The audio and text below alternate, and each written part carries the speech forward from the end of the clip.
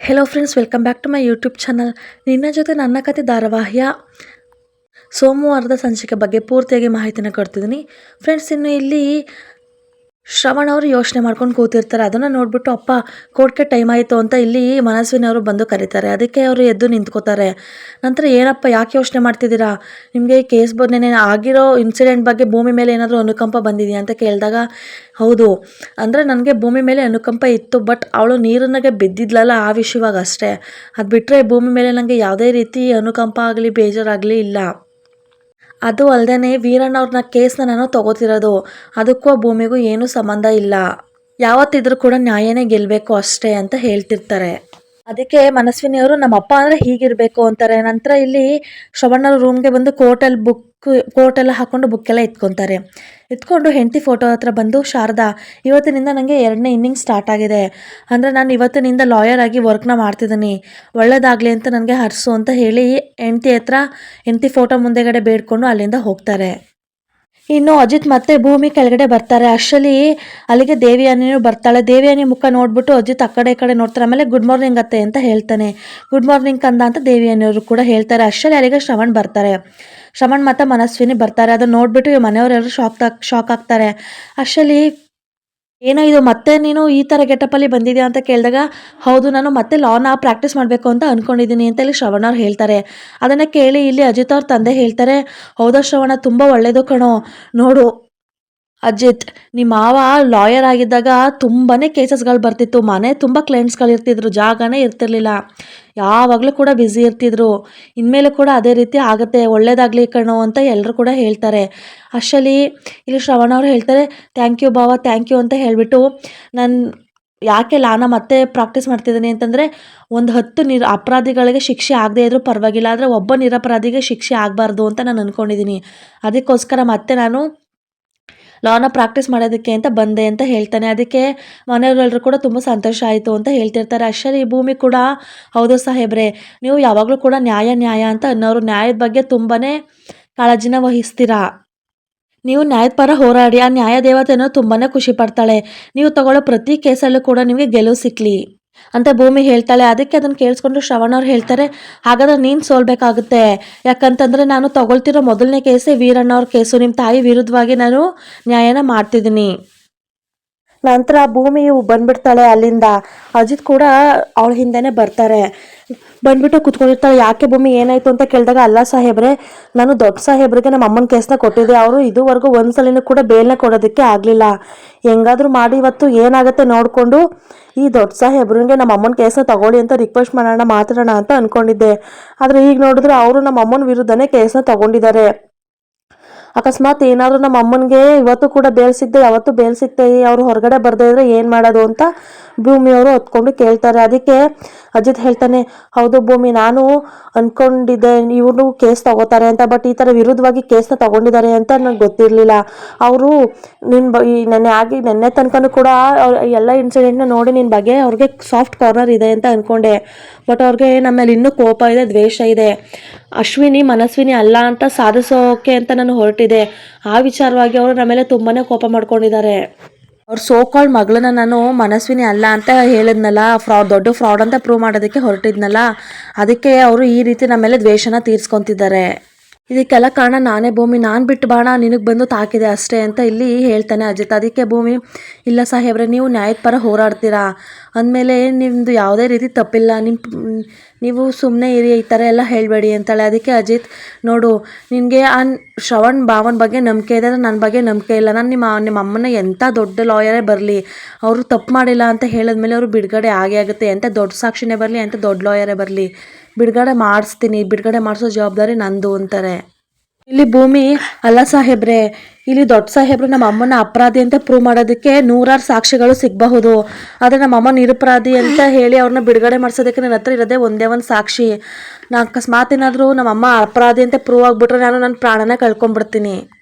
ಅದಕ್ಕೆ ಅಜಿತ್, ಸಮಾಧಾನ ಮಾಡ್ಕೊ ಭೂಮಿ, ನೀನು ನ್ಯಾಯನ ನಂಬ್ತೀಯಾ ಅಥವಾ ಶ್ರವಣ್ ಮಾವನ ನಂಬ್ತೀಯಾ ಹೇಳು ಅಂತ ಕೇಳಿದಾಗ, ಹಾಗಲ್ಲ ಸಾಹೇಬ್ರೆ, ನಾನು ನ್ಯಾಯನೇ ನಂಬೋದು, ಆದರೆ ಯಾವತ್ತೂ ಕೂಡ ಬಿಸಿಲಿನ ಧ್ವನಿಲಿ ಹೇಳೋದಕ್ಕಿಂತ ಗಟ್ಟಿಯಾಗಿ ಯಾರು ಜೋರಾಗಿ ಕೂಗಿ ಹೇಳ್ತಾಳೆ ಅನ್ಯಾಯನೇ ಅದಾಗಿರಲಿ, ಗೆಲ್ಲೋದು ಅದೇ ಅಲ್ವಾ.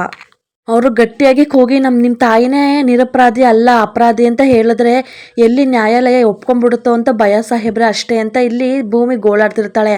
ಅದಕ್ಕೆ ಅಜಿತ್, ನೀನು ಯೋಚನೆ ಮಾಡಬೇಡ ಭೂಮಿ, ನಿಮ್ಮ ತಾಯಿ ನಿರಪರಾಧಿ ಅಂತ ಪ್ರೂವ್ ಮಾಡೋದಕ್ಕೆ ಸಾಕ್ಷಿನ ಹುಡುಕಿ ತಗೊಬಂದು ಲಾಯರ್ಗೆ ಕೊಡೋ ಜವಾಬ್ದಾರಿ ನಂದು, ನೀನು ಚಿಂತೆ ಮಾಡಬೇಡ. ನೋಡು ಭೂಮಿ, ನಿಮ್ಮ ತಾಯಿನ ಬಿಡಿಸೋ ಜವಾಬ್ದಾರಿ ನಂದು. ನಾನು ಸಾಕ್ಷಿಗಳನ್ನ ಒದಗಿಸ್ತೀನಿ. ನಿಮ್ಮ ತಾಯಿ ತಪ್ಪು ಮಾಡಿಲ್ಲ ಅಂತ ಹೇಳಿದ್ರೆ ಅವ್ರ ಪರನೇ ಎಲ್ಲ ಸಾಕ್ಷಿಗಳು ಕೂಡ ಸಿಗುತ್ತೆ. ನೀನು ಯೋಚನೆ ಮಾಡೋದಕ್ಕೆ ಹೋಗಬೇಡ. ಸರಿ, ನೀನು ಹೊಳಬೇಡ, ಕಣ್ಣು ಒರೆಸ್ಕೊಂಡು ಬಾ, ನಿನ್ನನ್ನು ಸ್ಟೇಷನ್ ಹತ್ರ ಬಿಟ್ಟು ನಾನು ಕೋರ್ಟ್ಗೆ ಹೋಗ್ತೀನಿ ಅಂತ ಇಲ್ಲಿ ಅಜಿತ್ ಹೇಳ್ತಾನೆ. ಅಷ್ಟರಲ್ಲಿ ಭೂಮಿ, ಸಾಹೇಬ್ರೆ ಪ್ಲೀಸ್ ದಯವಿಟ್ಟು ನಾನು ಕೂಡ ಕೋರ್ಟ್ಗೆ ಬರ್ತೀನಿ ಅಂತ ಹೇಳ್ತಾಳೆ. ಅದಕ್ಕೆ ಅಜಿತ್ ಬೇಡ ಅಂತಾನೆ. ಯಾಕೆ ಸಾಹೇಬ್ರೆ, ತಾಳಿ ಬಗ್ಗೆ ಗೊತ್ತಾಗ್ಬಿಡುತ್ತೆ ಅಂತನಾ? ಇಲ್ಲ ಸಾಹೇಬ್ರೆ, ನಮ್ಮ ಅಮ್ಮಂಗೆ ತಾಳಿ ಕಾಣದೇ ಇರೋ ಹಾಗೆ ನಾನು ಅಲ್ಲಿ ಇರ್ತೀನಿ, ಯಾವುದೇ ಕಾರಣಕ್ಕೂ ನಮ್ಮಿಬ್ಬರ ಮಧ್ಯೆ ಅವ್ರಿಗೆ ಗೊತ್ತಾಗಲ್ಲ ಅಂತ ಹೇಳ್ತಾಳೆ ಭೂಮಿ. ಅದಕ್ಕೆ ಅಜಿತ್, ಆ ಥರ ಅಲ್ಲ ಭೂಮಿ, ಈಗ ಅಲ್ಲಿಗೆ ಶ್ರವಣ್ ಮಾವನು ಕೂಡ ಬರ್ತಾರೆ. ಶ್ರವಣ್ ಮಾವ ಬಂದರೆ ನೀನು ತಾಳಿ ಎಲ್ಲಿ ಅಂತ ಕೇಳಿದಾಗ ನೀನು ಬೇರೆ ಹೇಳಿದೆ ತಾಳಿನ ಯಾವುದೇ ಕಾರಣಕ್ಕೂ ಬಿಚ್ಚಿಡಲ್ಲ ಅಂತ. ಶ್ರವಣ್ ಮಾವಂಗೆ ಏನಾದರೂ ಸ್ವಲ್ಪ ಗೊತ್ತಾಯಿತು, ಅವಾಗ ನಮ್ಮನೆಯವ್ರಿಗೆಲ್ಲ ಗೊತ್ತಾಗುತ್ತೆ, ಹಾಗೆ ನಿಮ್ಮ ತಾಯಿಗೂ ಕೂಡ ಗೊತ್ತಾಗುತ್ತೆ. ಅವರು ಚಿಟಿಕೆ ಹೊಡೆಯೋಷ್ಟರಲ್ಲಿ ನಮ್ಮಿಬ್ರದ್ದು ಕಾಂಟ್ರಾಕ್ಟ್ ಮ್ಯಾರೇಜ್, ನಾವು 1 ವರ್ಷಕ್ಕೋಸ್ಕರ ಮದುವೆ ಆಗಿರೋದು ಅಂತ ಗೊತ್ತಾಗುತ್ತೆ. ಆವಾಗ ಯಾಕೆ ಏನು ಇವಳು ಅವ್ರ ಅಮ್ಮನಿಗೆ ಗೊತ್ತಿಲ್ಲದೇ ಮದುವೆ ಆಗೋದ್ಲಾ ಅಂತಾರೆ ಅಂದ್ಕೊಂಡವ್ರು ಚಿಟಿಕೆ ಹೊಡೆಯೋಷ್ಟರಲ್ಲಿ ಎಲ್ಲನೂ ಕೂಡ ಕಂಡುಹಿಡಿತಾರೆ. ಸುಮಾರು 1000 ಪ್ರಶ್ನೆಗಳು ಬಂದ್ಬಿಡುತ್ತೆ ಭೂಮಿ. ನೀನು ಅರ್ಥ ಮಾಡ್ಕೊಂಡಿದ್ಯಾ ಅಂತ ಅನ್ಕೋತೀನಿ. ಸರಿ ಹೊರಡೋಣ ಬಾ ಅಂತ ಹೇಳಿ ಇಲ್ಲಿ ಕೆಳಗಡೆ ಬರ್ತಾರೆ.